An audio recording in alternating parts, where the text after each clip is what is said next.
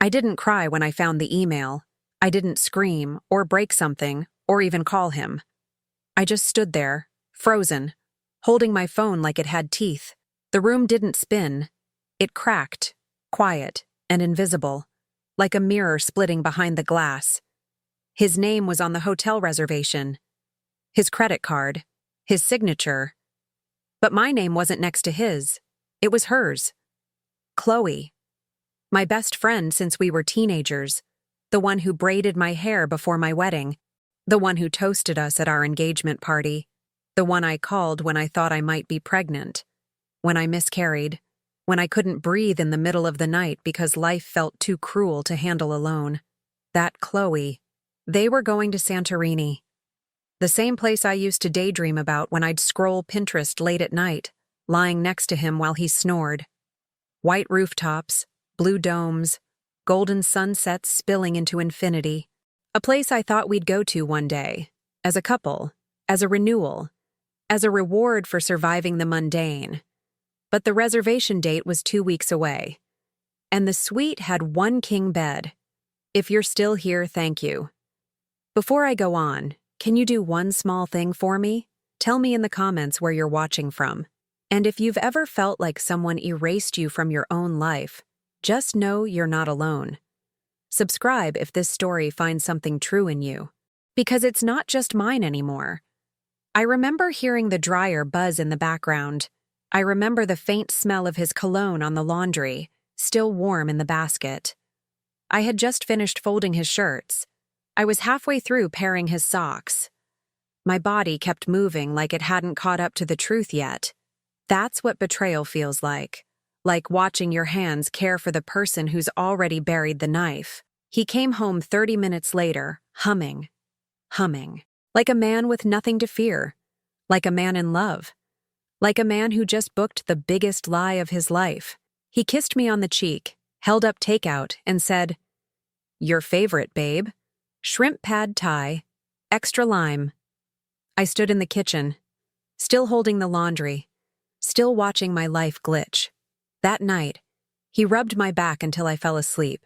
I know how that sounds. I know the image it paints. But sometimes the most terrifying thing isn't when someone stops loving you. It's when they pretend so well, you begin to question your own soul. Was I crazy? Was it a mistake? Could it be a different Chloe? No. I double-checked the booking platform, the email trail, her number. It was her. The next morning, I sent her a casual message. "Hey, we should get coffee next week. Been too long." She replied within seconds. "OMG, yes. I miss you." I stared at the screen. Miss me? You're stealing my life from underneath my smile. But sure. Coffee. Let's pretend. I didn't confront him that week. I wanted to see what lies looked like in real time. Wanted to watch the performance up close. He held my hand on the couch. He told me he loved my lasagna. He even said, "I'm thinking we need a break. Just a little getaway. I'm planning something." Oh, I know. I know exactly what you're planning. And I'm not in it. I replayed that sentence every night. I'm planning something. He said it with the same voice he used when he proposed. The same warmth. The same certainty. And that's what broke me. Not the infidelity, not even the deception. It was the intimacy he poured into the lie. The attention, the effort, the delight of watching me believe. Have you ever realized someone didn't just betray you? They rehearsed it. They choreographed it. They cast the scene, memorized the lines, and performed it for you, knowing you'd clap like a fool at the end. That was me. Vanessa, 34, devoted wife, believer of men with plans. Now I was the audience to my own exile. I remember staring at my reflection and wondering if I'd aged without noticing. Maybe that's why. Maybe I stopped being the fantasy. Maybe Chloe was the next act. She had always been prettier in an effortless way. Wore linen instead of denim. Knew how to order wine without looking at the label. She read Rilke and actually understood it. I used to admire her. Now I dissected her smile, wondering how long it had been a mask. Had she been planning this? Was she waiting for me to let my guard down? Or was he the one who drifted toward her while I was grieving our baby alone in the bathroom? I asked myself things I shouldn't have to, and answered them with tears I didn't want to shed. There was a moment, small, almost forgettable, where it all collapsed. He asked me if I'd be okay staying with my sister the week of the trip. "I just need some space," he said, scratching his neck. "Work's been a lot, and I want to figure some things out." I nodded. I even offered to pack early. He looked relieved. Relieved. That night, I stood in the shower until my skin turned red. I watched the water drain like it was carrying pieces of me with it. The woman I was 3 weeks ago wouldn't have recognized the silence in our home. Wouldn't have known that love can walk around in your clothes while slowly removing you from your own life. But I wasn't that woman anymore. I was someone else now. Someone quieter. Not weaker. Just colder. Like a storm had passed and left the ground scorched. But still. And that's where this story begins. With a vacation I never got invited to. With a betrayal wrapped in sunset brochures and hand-picked flights. With a man who thought I was too soft to notice, and a best friend who forgot I'd always been the one to make the plans. Well, not anymore. This time, I wouldn't be folding the laundry. I'd be folding the truth into something sharp. I didn't scream when I left. I didn't leave a note or burn his things or throw wine glasses at the wall like women do in movies. I didn't cry on the porch, waiting for him to come home. I didn't even say goodbye. I packed a single suitcase while he was at work. 1 sweater, 1 pair of flats, 3 books, my passport, and a journal I hadn't opened in years. I left my wedding ring on top of the fridge. I don't know why. Maybe I just didn't want him to find it somewhere obvious. Maybe I wanted him to have to look up.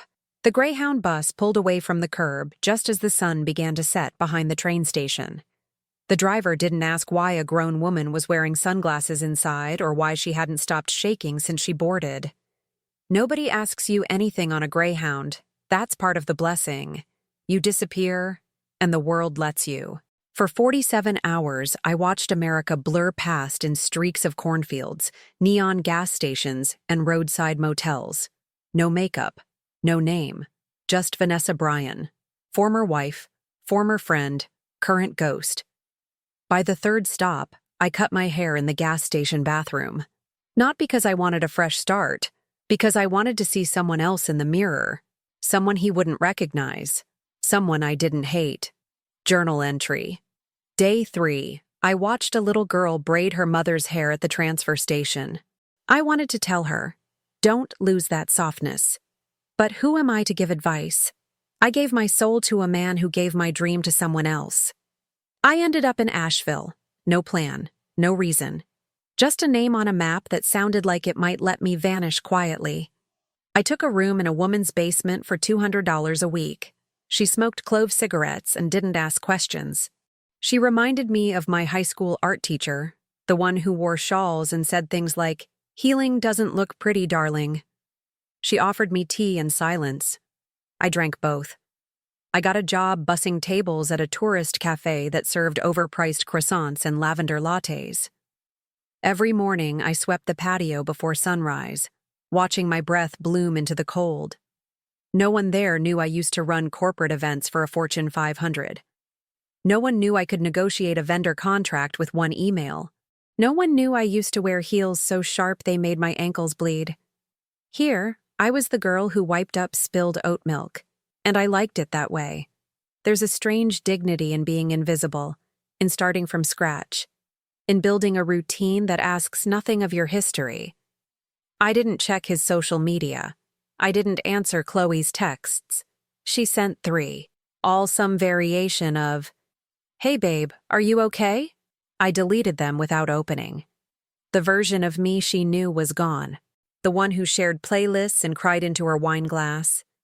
The one who let people stand in the doorway of her heart without ever stepping inside. That girl had vanished somewhere between Ohio and Tennessee. Journal entry. Day 9. I miss the sound of someone saying my name like it matters. I miss warm laundry. I miss home, even though it never really was. But mostly, I miss being someone who believed in love. 3 weeks in, I met a man who delivered produce to the cafe. His name was Eli. He wore flannel shirts, had gentle eyes, and spoke like he was always half a sentence away from a poem. He didn't flirt. He noticed. He noticed when I stayed late to clean someone else's shift. He noticed when I gave my pastry to a crying child. He noticed when I cut my thumb on a broken dish and tried to hide it. One afternoon, while restocking strawberries, he said, "You carry sadness like a woman trying to keep it secret." I froze. Then I laughed. Then I cried in the walk-in freezer. He didn't ask what happened.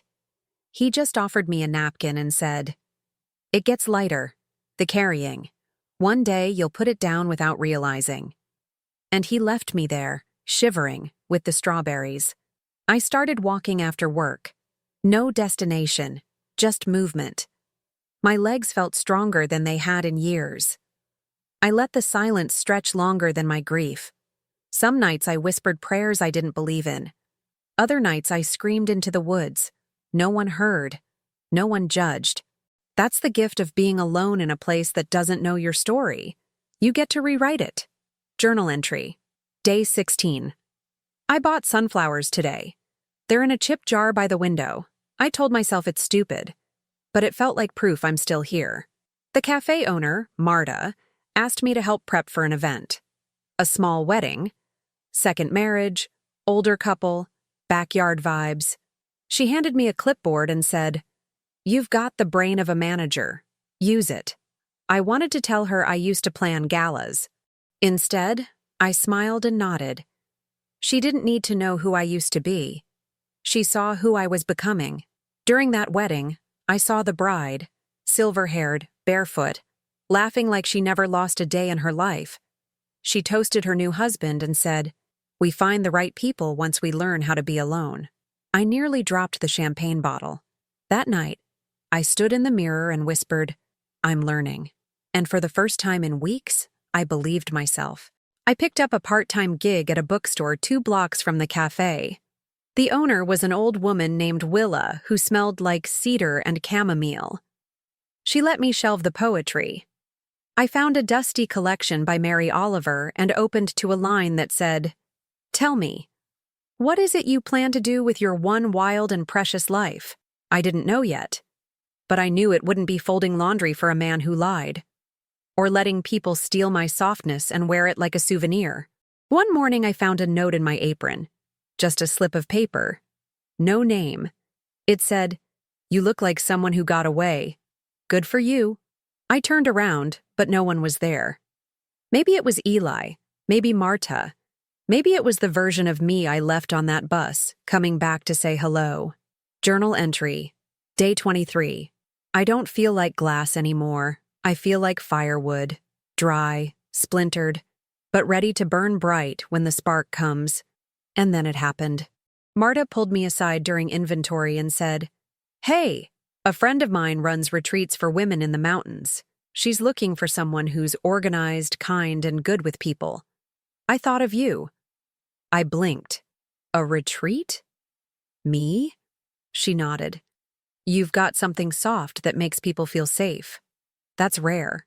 That night, I walked home under a sky smeared with stars. I didn't cry. I didn't collapse. I just smiled. For the first time since I found that reservation, I didn't feel erased. I felt rewritten. I never expected power to feel this quiet. It didn't roar. It didn't sparkle. It didn't come with applause or praise. It came in the form of spreadsheets on a porch at sunrise, in the way women whispered their grief into mugs of herbal tea, in how they sat a little taller after being heard. The retreat center was tucked deep in the Blue Ridge Mountains.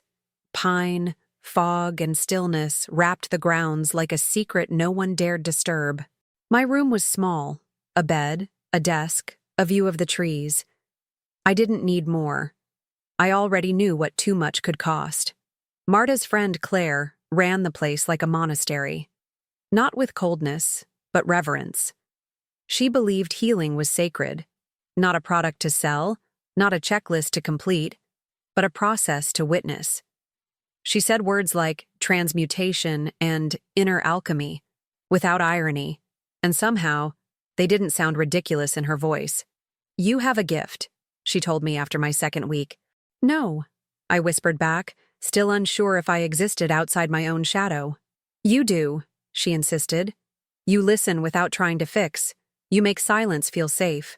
I wasn't ready to believe her, but I stayed, and I worked. At first, I handled logistics, scheduling facilitators, organizing supply closets, ordering food. But when Claire had to leave for 10 days for her father's surgery, she handed me the keys. I froze. I don't lead," I said. "You don't have to. Just hold the space." And that retreat changed everything. 10 women arrived, all of them different, all of them hurting. One had just finalized a divorce after 19 years. One had buried her son the month before. One had survived cancer, only to find her husband sleeping with her nurse. They didn't know my story. I didn't offer it. But somehow, in the way I held their gaze, poured their tea, arranged their journals at night, they felt it. Pain recognizes pain, not as threat, but as home. One night, a woman named Trina said, "You've been through it, haven't you?" I nodded. She placed her hand over mine and whispered, "You carry it with elegance. I hope to too." I nearly broke, not from grief, from grace, because someone had finally seen the strength I'd been building in silence. Power doesn't always arrive like thunder. Sometimes it grows in systems no one notices. I streamlined operations at the center, created booking automations, optimized vendor deals, redesigned the intake flow. I didn't brag, I didn't post, I didn't attach my name. But the retreat ran smoother. The guests stayed longer. The reviews turned radiant. Claire returned and stared at the numbers. "You did all this?" I just smiled. "No, it was the mountain." She didn't believe me, but she let me keep the keys. I started waking before dawn, meditating under the trees, reading old texts, Rumi, Pema Chodron, Carl Jung. I wasn't trying to be enlightened. I was trying to understand why I stayed so long with someone who couldn't see me, why I let my best friend shrink me to a placeholder, why I abandoned myself in the name of being understanding. The answer came in pieces, through poems, through guests, through the quiet miracle of becoming useful again. One afternoon, a woman in her 50s sat across from me after a group circle. Her voice trembled as she said, "I haven't been touched in 4 years. Not even hugged. I forgot I existed." Without thinking, I reached for her hand and said, "I see you." Her eyes filled. Mine did too. After she left, she mailed me a letter. "You reminded me I'm not invisible. That's power, even if you don't see it." I read it 5 times. Then I tucked it in my journal, between the day 3 and day 9 entries. Right next to the moment I cut my hair. Every ripple I sent into the world, I did anonymously. I started a quiet scholarship fund for women who couldn't afford the retreat. I built a digital guide for facilitators to improve trauma-informed hosting. I rewrote every form to replace client with guest and treatment with care. Words mattered, presence mattered, energy mattered. And for once, I didn't need to be center stage to feel important. I was the current beneath the boat, and that was enough. Journal entry. Day 52. I don't need revenge. I need rhythm. I need to keep giving in ways that return me to myself. I need to live so full that anyone who left feels the absence like wind through an open window. 3 months in, Claire asked me if I wanted to lead a workshop. My hands shook. What would I even teach? "Whatever helped you survive," she said. "Trust that it will help someone else." So I wrote a simple one. Returning to your own name. A journaling session. Nothing fancy. But they came. Women. Wounded. Wise. Wanting to remember the sound of their own voice. I didn't speak like an expert. I spoke like a survivor. And they listened like I was a lighthouse in fog. During a silent lunch, one guest passed me a folded napkin. Inside was written, You are a mirror I needed. Thank you for not shattering. That night, I lit a candle and stared at it for hours. Not to pray, not to cry, but to witness my own becoming. I was no longer the woman who was left behind. I was the woman people trusted in their most fractured hour. Claire offered me a permanent role, lead coordinator, workshop host, creative development. Whatever I wanted, I accepted, quietly. No LinkedIn post, no celebration, just a deep breath on the porch, and a journal entry that said, I am still rising. But now, I rise with roots. I started painting again. Just small canvases, mostly blues and golds, abstract skies and open doors. One piece I titled, The Absence is the Answer. Another, The Reservation wasn't for me. And that's the gift. Because now, I saw it. If I hadn't been erased, I never would have redrawn myself. If I hadn't disappeared, I never would have discovered where I truly belonged. Then, one day, a familiar name showed up in our booking system. Chloe Parker, solo reservation, 1 week, no note. I stared at the screen. At first, I thought it was a mistake, a glitch. But the payment cleared. I checked again. It was her. She had booked a stay. I didn't panic. I didn't tremble. I simply walked outside, touched the bark of a pine tree, and whispered, She's arriving into my world now. This was no longer a place I escaped to. This was the world I built. A quiet kingdom of healing. A sanctuary carved from silence. And I wasn't the wounded wife anymore. I was the woman who made the mountain whisper back. And when she arrived, she wouldn't find the Vanessa she left behind. She'd find the version that rose without needing to be seen. The one who turned pain into purpose, and exile into empire. It started with a wedding invitation, cream cardstock, gold foil lettering, my name in looping cursive, Vanessa Bryan. No return address, just a venue name printed at the bottom, an upscale vineyard 2 hours from the mountain retreat. At first I thought it was a mistake. But the name beneath the embossed flourish made my chest go still. Chloe Parker and Daniel Jameson request the honor of your presence.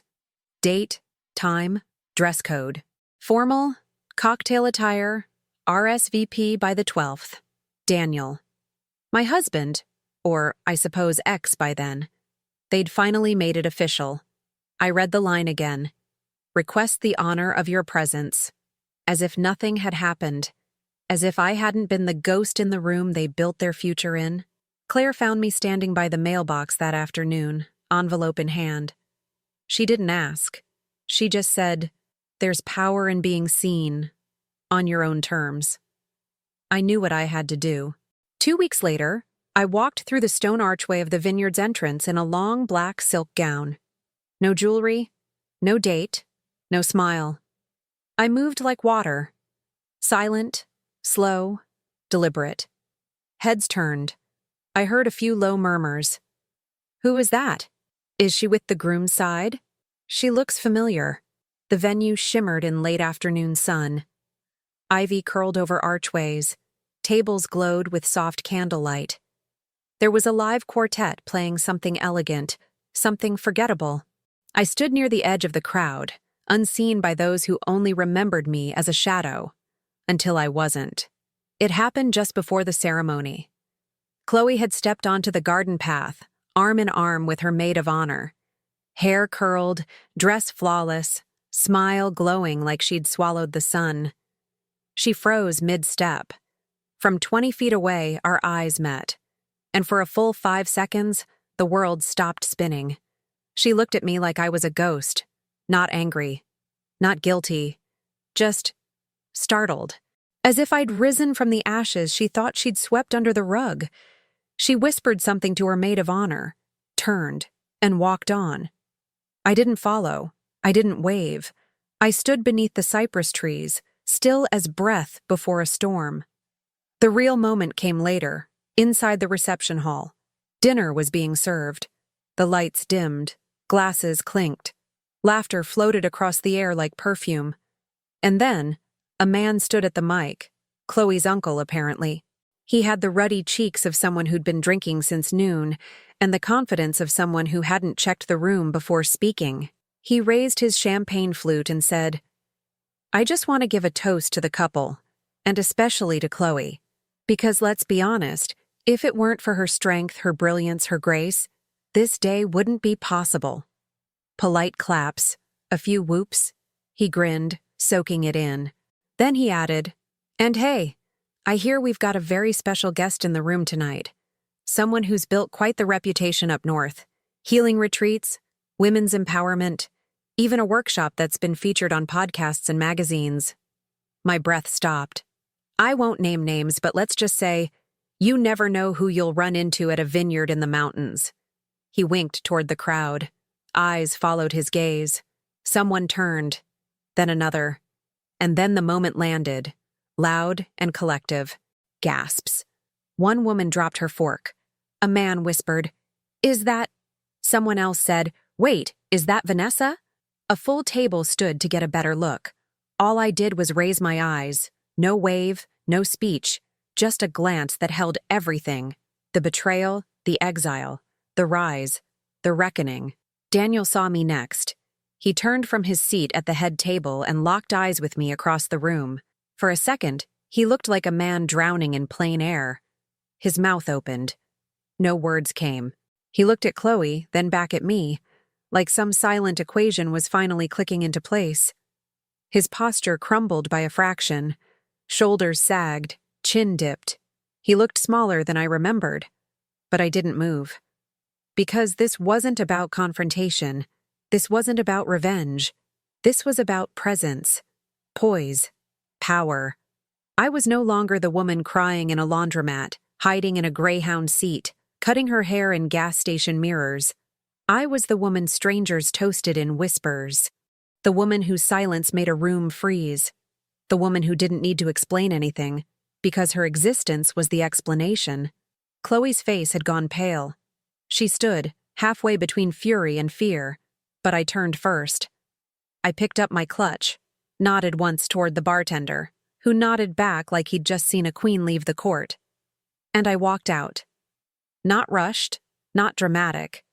Just a slow, elegant exit, like a curtain falling on a play whose ending only I knew. Outside, the wind lifted the hem of my dress. Stars had started to blink into the indigo sky. I walked past parked cars, past stone walls, past the champagne-soaked garden where my name had once been erased. And I smiled. Because they had seen me. All of them. And there was no unseeing it. They didn't know my story. But they felt it. In the tension, in the silence. In the way Chloe's voice trembled just before the toast was cut short. I had arrived without fanfare, and left with the entire room altered. Later that night, back at the mountain, I wrote one line in my journal. They tried to bury me, not knowing I was the ground.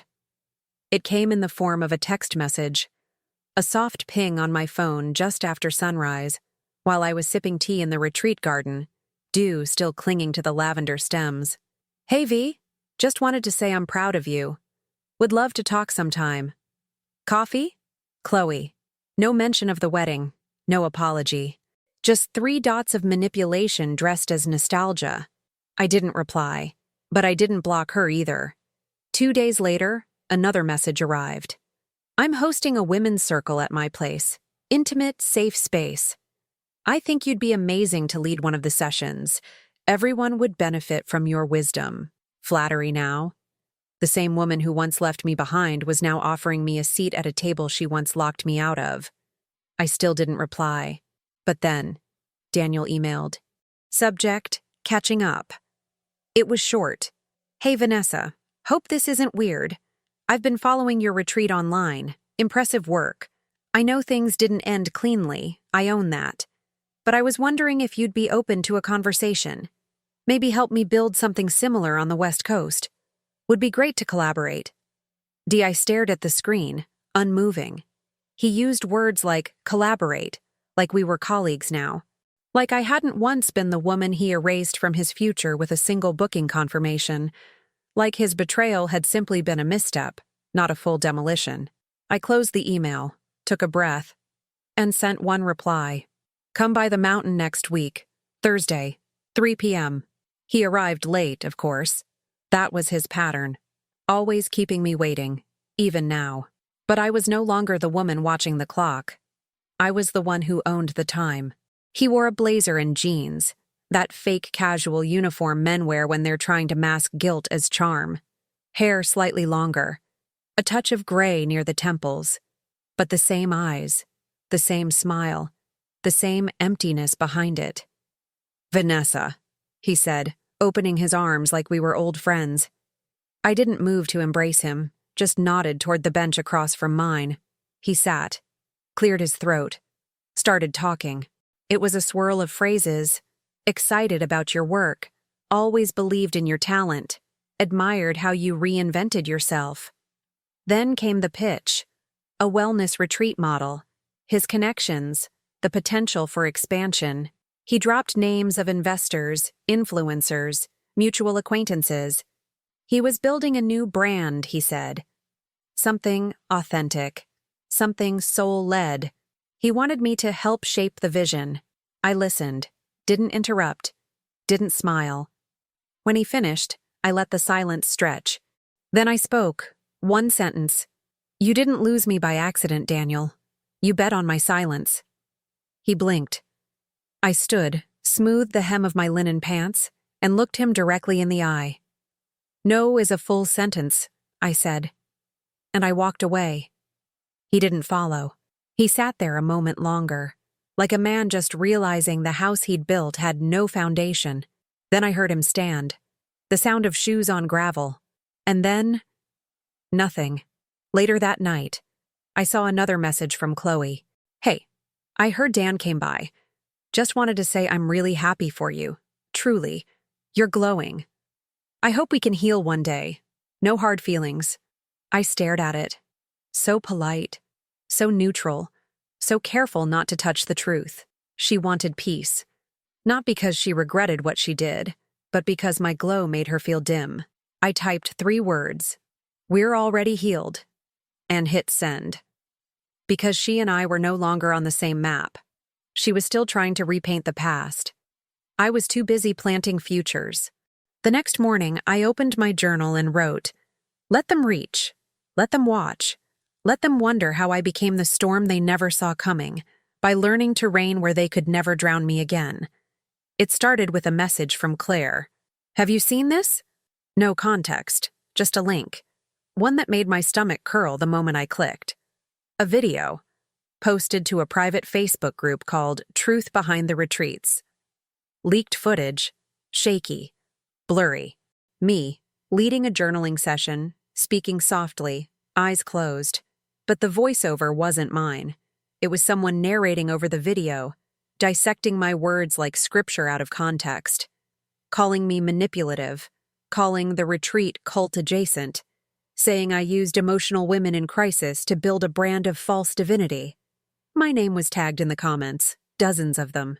Isn't this the woman who used to work in corporate events? I heard she walked out on her marriage like it was nothing. Didn't she steal the retreat model from someone else? She didn't even found that retreat. She just took over when Claire got sick. I stared at the screen. At my own face, distorted by suspicion. At a story being twisted by someone who knew the angles. Because this wasn't a random hit piece. It was personal. Pointed, calculated. Someone wanted to fracture everything I'd rebuilt, and they were doing it from the shadows. I didn't panic. Claire did. Marta called twice. Even Eli sent a quiet voice note. Whatever this is, you don't have to face it alone. But I didn't respond. Not yet. Instead, I sat in the garden and watched the fog rise between the trees. The birds still sang. The soil was still damp from last night's rain, and I still knew who I was. That was enough. For now. The video spread faster than I expected. A podcast picked it up, then a blog, then a so-called wellness watchdog YouTube channel that specialized in smearing spiritual spaces with flashy thumbnails and half-researched narratives. By the end of the week, the retreat's inbox was flooded. Half were messages of support. Half were people pulling out of upcoming sessions. We lost 4 bookings. 2 facilitators backed out. A vendor asked to pause the relationship pending internal review. Claire looked at me across the tea room, eyes tired. I know this isn't true. But people don't care about truth. They care about noise. I know, I said. But who would do this? I didn't answer. Not because I didn't know, but because I wasn't ready to say her name yet. Not without proof. So I started digging, not out of rage, out of necessity. I traced the video's metadata, anonymous account, masked IP, created 2 days after Daniel's visit. Too clean, too intentional. But the Facebook group? That gave me something. An admin name I recognized. Lauren Tate. A mutual acquaintance from years ago. Someone who used to attend the same retreats Chloe frequented, back before all this. I remembered her face, sharp smile, eyes that always darted too quickly. She had once called me intimidating in a pretty way. I thought it was a compliment. Now, I heard the acid underneath. I reached out. Just a message. Let's talk. I know who pulled your strings. She replied in under 5 minutes. We met in a small cafe just off the interstate. She wore oversized sunglasses and carried a nervous energy she tried to cover with lip gloss and fake laughter. I didn't mean for it to blow up like this, she started. I was just posting what I heard. Heard from who? She looked away. Lauren. From who? She fiddled with her straw, then said it. Quiet, but deliberate. Chloe. There it was. No shock, no twist, just confirmation. She told me you'd stolen retreat models, that you were using Claire's name to build something for yourself, that you cut her out. I laughed once, soft and low. She never was in it. Lauren bit her lip. I think she wanted to burn your name before it got too bright. Of course she did. Chloe had always been strategic. She didn't steal love. She waited for it to drift and then caught it like a net. She didn't fight in the open. She whispered just enough until someone else carried the torch for her. And now, she'd done it again. Let someone else leak the poison. Let someone else hold the blame. But this time, I wasn't the same woman she betrayed. I walked out of that cafe with more than proof. I walked out with power. Not because I would expose her, not because I needed revenge, but because she had underestimated me again.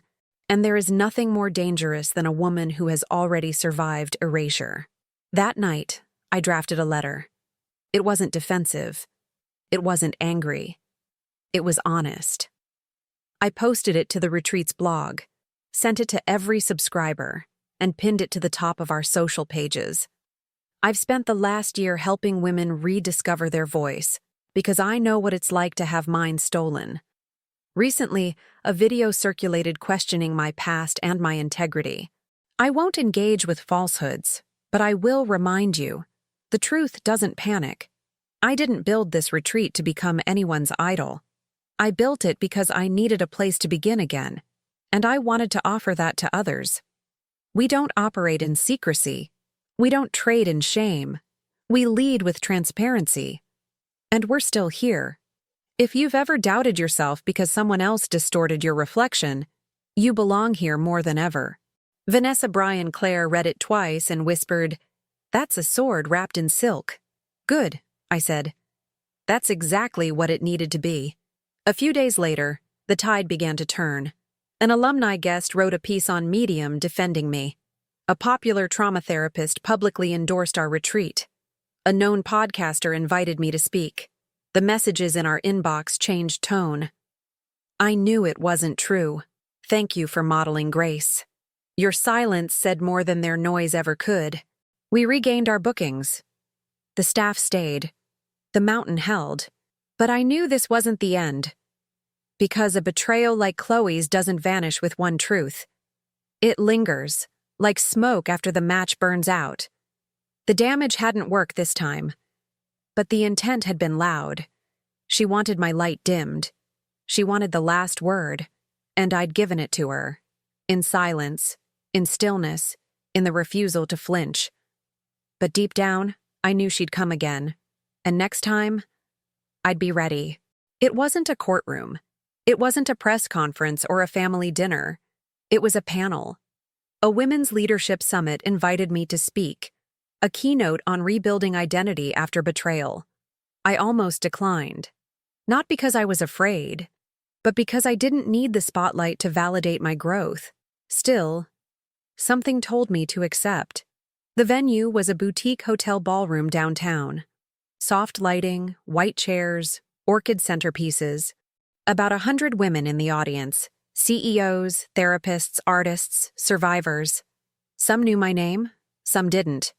I wore navy, no jewelry. Hair pulled back, no armor, just clarity. When they called my name, I walked calmly to the stage. I didn't bring notes. I didn't need them. I stood behind the podium, took one breath, and said, "Sometimes healing doesn't mean getting everything back. It means choosing not to carry what tried to break you." The room held its breath. I shared pieces of my story. Not names, not headlines, just moments. The laundry, the bus, the silence, the soil. I didn't cry. I didn't rush. I told it like rain tells a field, quiet, nourishing, unstoppable. When I finished, the applause was soft, not explosive, but reverent. I stepped down, and there she was, Chloe, sitting in the third row, legs crossed, not clapping. She didn't stand. She didn't smile. She just watched. Later, during the cocktail hour, she approached.